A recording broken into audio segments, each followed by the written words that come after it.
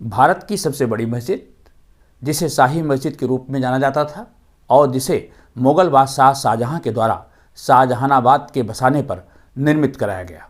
और ये मस्जिद 1650 से लेकर के 1656 ईस्वी के बीच तामीर कराई गई। और जब ये मस्जिद बनकर के तैयार हुई तो सैयद अब्दुल गफूर शाह बुखारी इसके पहले इमाम बने।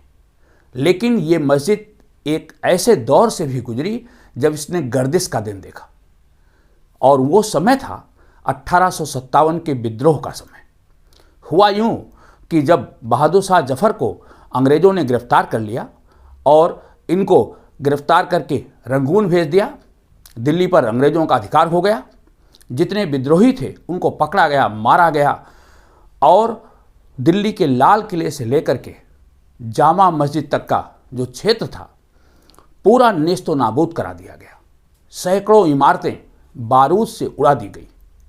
लाल किले के अंदर स्थित कई इमारतों को भी अंग्रेज़ों ने गिरा दिया। जो शाही मस्जिद थी, जिसे जामा मस्जिद के नाम से जाना जाता था, उस पर अंग्रेज़ों का अधिकार हो गया। लाल किले से लेकर के जामा मस्जिद के बीच के क्षेत्र में जितनी इमारतें थी, जब उनको गिरा दिया गया तो इस पूरे क्षेत्र को मैदान के रूप में अंग्रेज़ों ने बदल दिया और इसे अंग्रेजी सेना के घुड़सवार सेना की परेड के लिए इस्तेमाल किया जाने लगा। जो मस्जिद नमाज का मुख्य केंद्र हुआ करती थी, वहाँ पर घोड़े बांधे जाने लगे। अंग्रेज़ों की सेना वहाँ रहने लगी। बाद में अंग्रेज़ों ने इस मस्जिद को नीलाम कर दिया। जब इस मस्जिद की नीलामी हुई तो कोई खरीदार नहीं तैयार हुआ। एक मुसलमान जो मेरठ का रहने वाला था और अंग्रेजी सेना को गोश्त की सप्लाई किया करता था, उसने इस मस्जिद को नीलामी में खरीद लिया।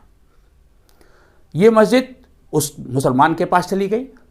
धीरे धीरे विद्रोह जब शांत हो गया और देश में फिर से अमन चैन कायम हुआ तो अंग्रेज़ों ने 1862 ईस्वी में इसे उस मुसलमान जो गोश्त व्यापारी था उससे फिर से वापस ले लिया और इसको मुसलमानों को फिर से सौंप दिया।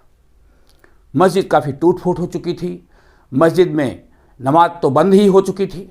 वहाँ अंग्रेजी सेना और अंग्रेजी सेना के घोड़े रहते थे।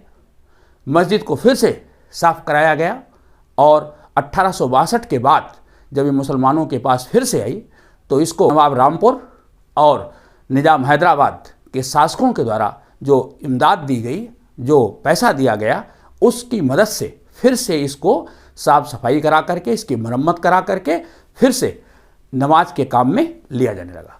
तो ये दौर भी जामा मस्जिद ने देखा, लेकिन उस मुस्लिम व्यापारी के द्वारा नीलामी में इस मस्जिद को ले जाने से ये मस्जिद बच गई।